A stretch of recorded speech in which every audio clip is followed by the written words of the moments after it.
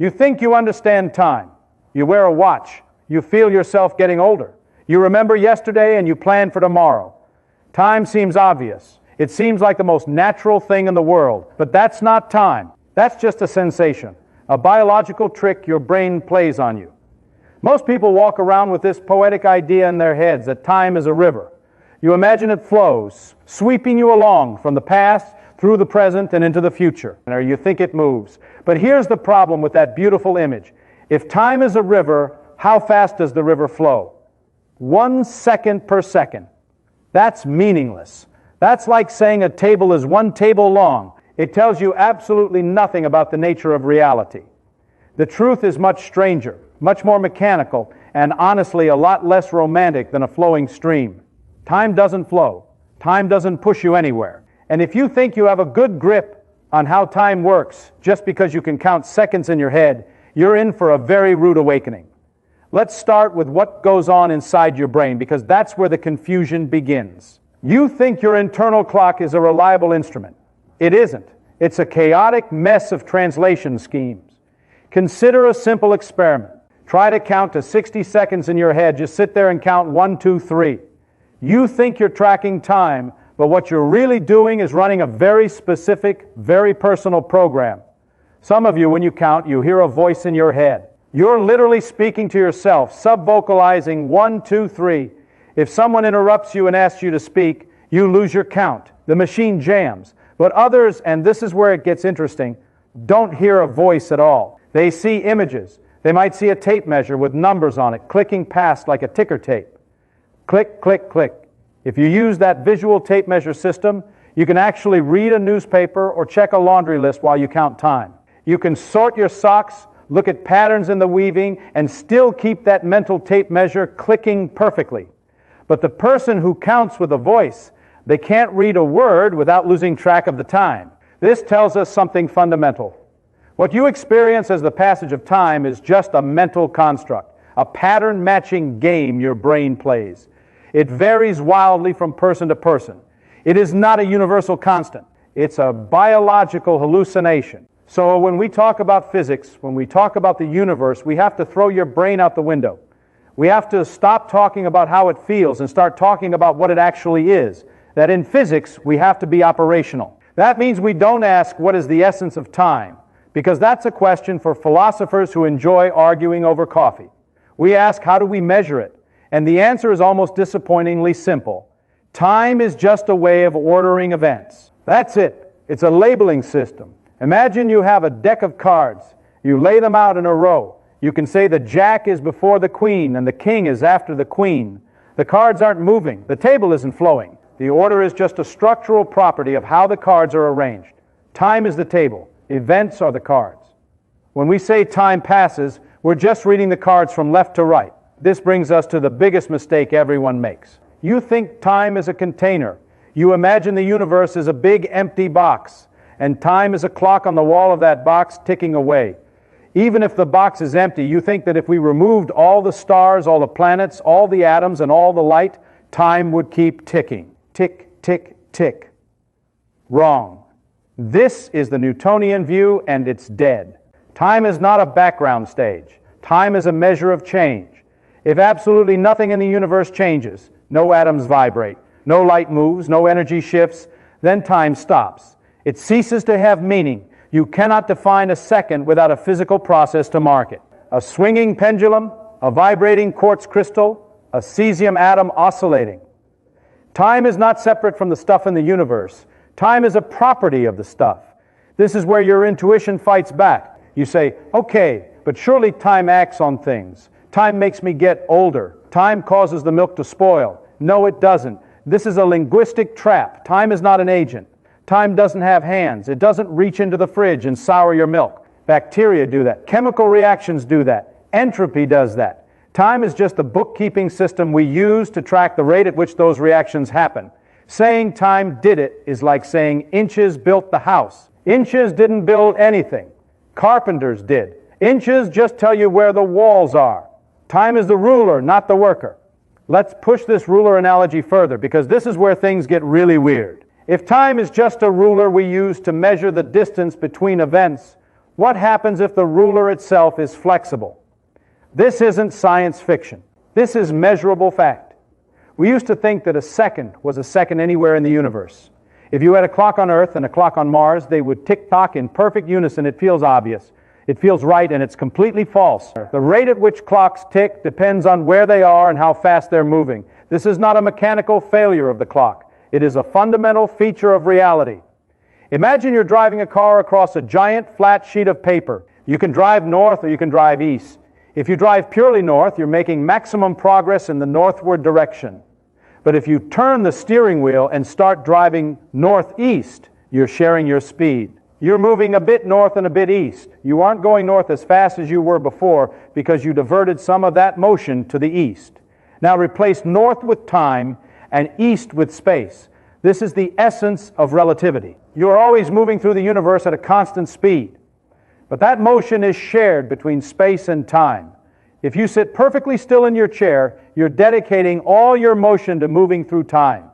You're traveling into the future at maximum speed, 1 second per second. But the moment you stand up and walk or get in a rocket and fly, you're diverting some of that motion into space. You're moving through space, which means you must move slower through time. Your clock slows down. Your aging slows down.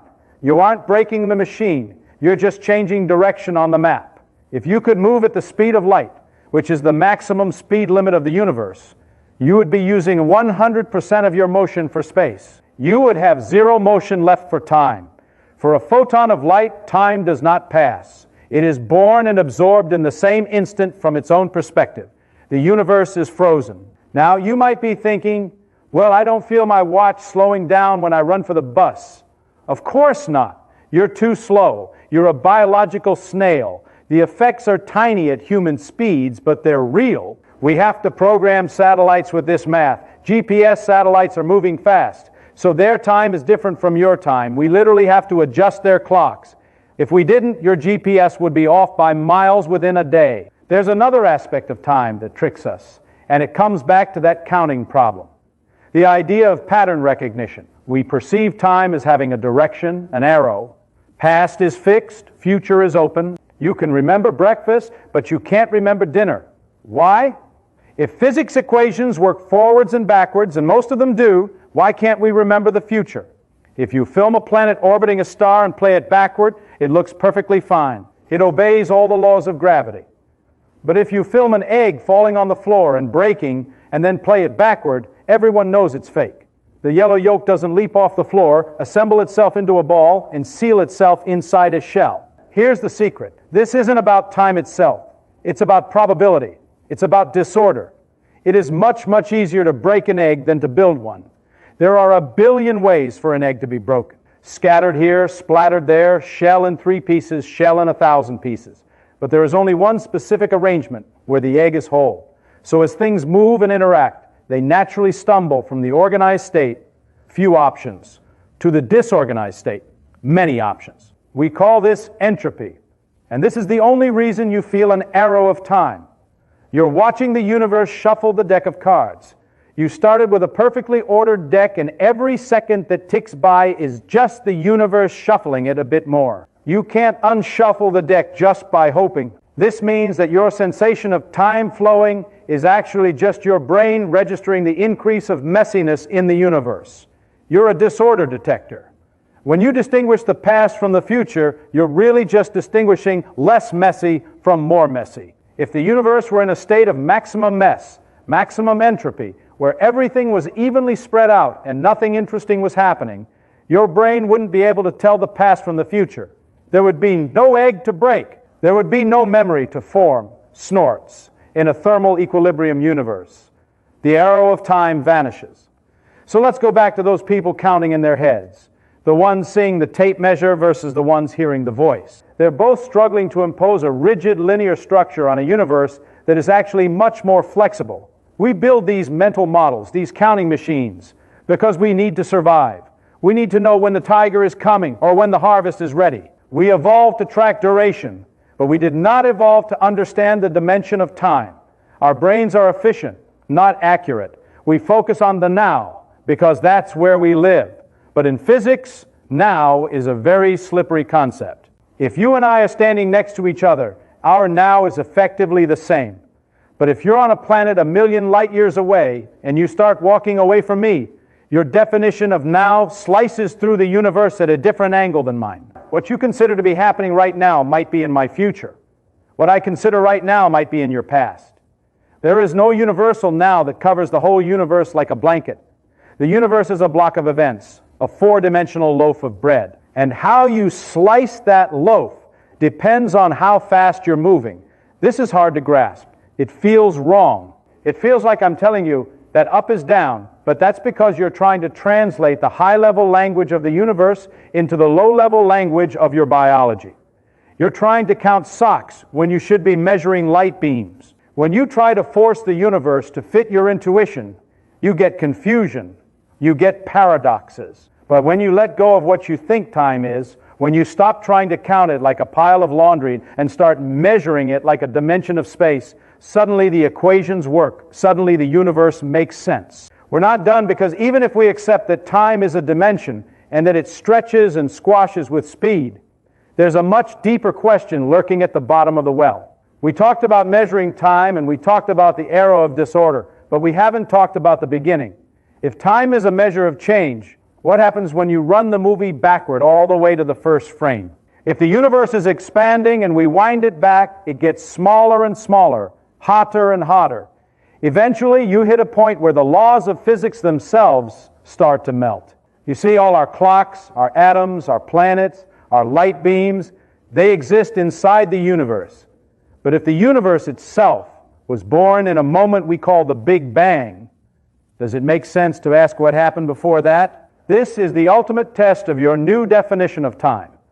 If time is just a way of ordering events inside the universe, then asking what happened before the universe might be as nonsensical as asking what is north of the North Pole. It sounds like a valid question grammatically, but geometrically it's gibberish. There is no north of the North Pole. There may be no time before time began. And yet we still have that nagging feeling, that internal counter, that voice counting 1, 2, 3. We desperately want the universe to have a backstory. We want a timeline that stretches back forever. It's hard to accept that the tape measure might just start, that the counting machine had an on switch.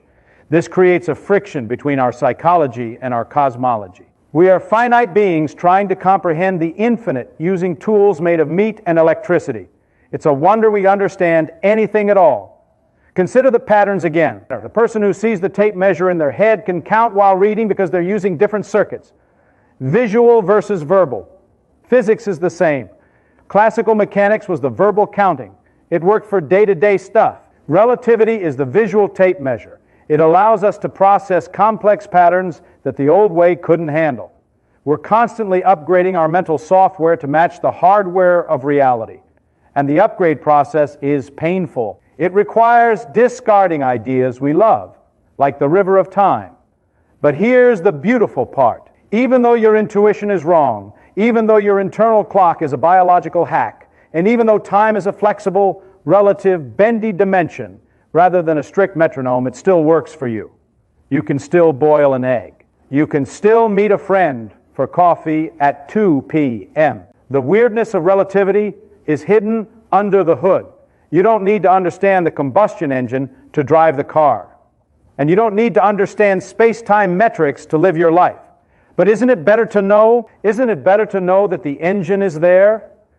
This brings us back to that strange experiment with the counting. Remember the difference between the person who hears numbers and the person who sees them. This is not just a party trick. It reveals a terrifying gap in how we understand the universe. When two people talk to each other about something complex like time or relativity or love, they think they're speaking the same language. They nod. They agree. They say, I understand. But what's really happening? You're running a massive invisible translation scheme. You take the words I say and convert them into your private internal imagery, which might be completely different from mine. I say 1 minute and I see a clock face. You hear a voice saying 60 seconds. We arrive at the same answer. So we think we agree, but the machinery inside is totally alien.